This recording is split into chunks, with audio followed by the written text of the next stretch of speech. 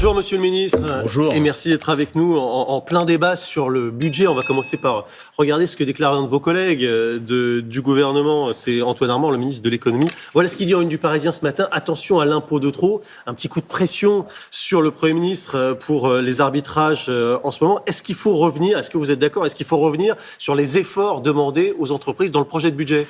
Moi, je suis tout à fait aligné, tout à fait en soutien avec la position d'Antoine Arnaud. Je suis d'autant plus en soutien que c'est une position qui correspond à ce que souhaitent les députés Ensemble pour la République. C'est le groupe dont je suis issu. Et moi, je sais où j'habite. Ma légitimité de ministre, elle vient de mon groupe politique. Et depuis 2017, vous savez, nous avons fait beaucoup d'efforts pour baisser le coût du travail. Oui. Nous avons augmenté les exonérations de charges sociales. Et ça a contribué massivement à la création d'emplois. On a créé près de 3 millions d'emplois depuis 2017 pour tout un tas de raisons, mais notamment pour celle-là.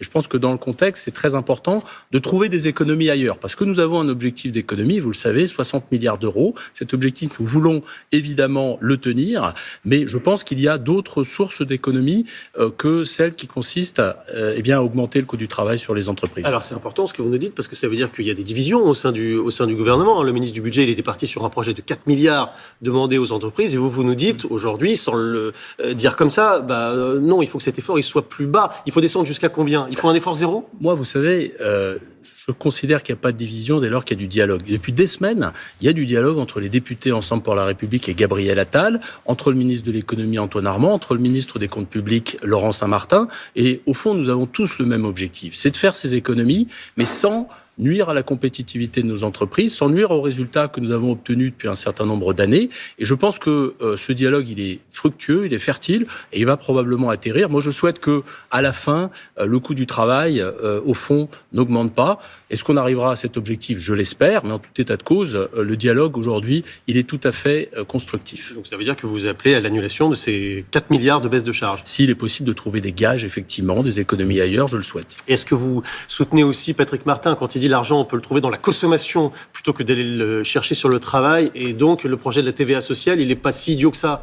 Moi, je ne préjuge pas des pistes qui seront trouvées à la fin. J'ai toujours dit que le sujet dans notre pays, c'était d'augmenter la quantité de travail dans l'année, la quantité de travail à l'échelle d'une vie entière. C'est pour ça que nous avons fait la réforme des retraites. Parce qu'au fond, l'écart de richesse entre nous et d'autres pays s'explique beaucoup par le fait qu'il y a moins de travail en France. Et c'est pour ça que le sujet de l'emploi, le sujet du plein emploi, ça doit rester notre cap et notre objectif. Alors augmenter la quantité de travail, c'est pas nouveau. On se souvient du travailler plus pour gagner plus, mais là, ce qui est en train d'arriver, c'est travailler plus pour gagner pareil, avec 7h30 proposées par le Sénat, qui serait travaillé, on travaillerait plus, mais qui ne serait pas payé. Est-ce que vous êtes d'accord avec ça ou pas ? Parce qu'il semble que Michel Barnier, cette idée le titille.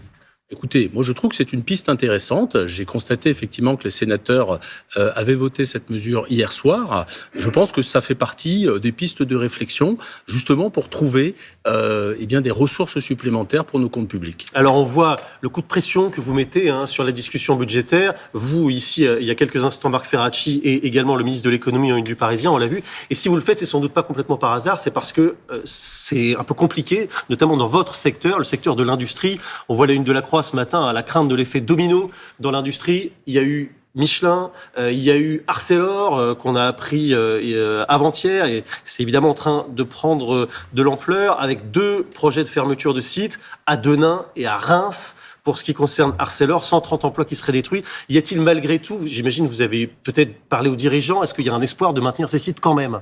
Vous dire d'abord que dans l'industrie, il y a des entreprises en difficulté, il y a des filières qui sont confrontées à des difficultés. C'est le cas de l'automobile, c'est le cas de la chimie, c'est le cas de la métallurgie. Mais il y a aussi beaucoup de bonnes nouvelles. L'industrie va embaucher 240 000 personnes cette année. Il y a 70 000 emplois qui ne sont pas pourvus. On est dans la semaine de l'industrie pour attirer les jeunes vers l'industrie parce qu'on a besoin de créer des vocations justement pour recruter. Donc le tableau, il est toujours contrasté. Mais c'est vrai qu'il y a aussi des entreprises en difficulté. Et face à ces difficultés, la méthode du gouvernement, ma méthode, celle d'Antoine Armand, c'est toujours la même. C'est d'abord d'essayer de trouver des repreneurs pour les sites, lorsque des sites ferment, trouver des solutions industrielles pour maintenir l'activité. Ça, c'est le premier point. Vous pensez qu'il y a un espoir pour Denain et pour Reims ? Eh bien, on va discuter, évidemment, avec l'ensemble des parties prenantes. La méthode ici, ça consiste à aller sur le terrain pour écouter les acteurs, pour voir s'il y a des solutions industrielles. Ça consiste à jouer collectif, parce que les solutions, on les trouve avec les élus, avec les services de l'État, avec les organisations syndicales.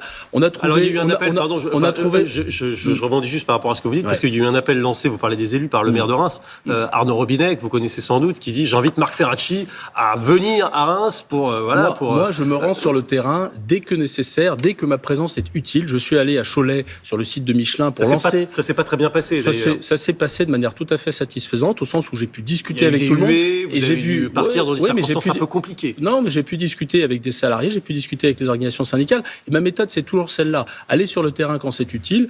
À Cholet, j'ai lancé un comité de suivi des engagements de Michelin. J'irai là où c'est utile. Donc à Reims, vous allez aller à Reims bientôt ? Est-ce que je veux vous dire, si ma présence est utile, j'irai. Ce que je veux vous dire, c'est que c'est en travaillant collectivement qu'on trouve des solutions. Quand on peut trouver des repreneurs, on les trouve, et parfois l'État est au rendez-vous, et souvent l'État est au rendez-vous pour mettre de l'argent avec des prêts, avec des garanties de prêts, pour sécuriser le modèle économique et industriel de l'entreprise. On a des exemples. Ces dernières semaines, on parle toujours des entreprises qui sont en difficulté, et on parle assez peu des redressements et des entreprises qu'on sauve. On a sauvé l'entreprise NFA à la Bâtie en Haute-Savoie avec 120 emplois sauvés. On a sauvé beaucoup d'entreprises ces dernières années. Il y a des succès, bien sûr, mais enfin, vous voyez bien que le contexte, il est plus difficile qu'avant. Bien sûr, le contexte est plus difficile. Pourquoi ? Et c'est là qu'il faut marcher sur deux jambes. Il faut protéger l'existant, mais il faut aussi avoir une stratégie et une vision globale pour notre industrie et défendre la compétitivité de nos entreprises. Moi, je crois fondamentalement que mon ministère est un ministère de combat.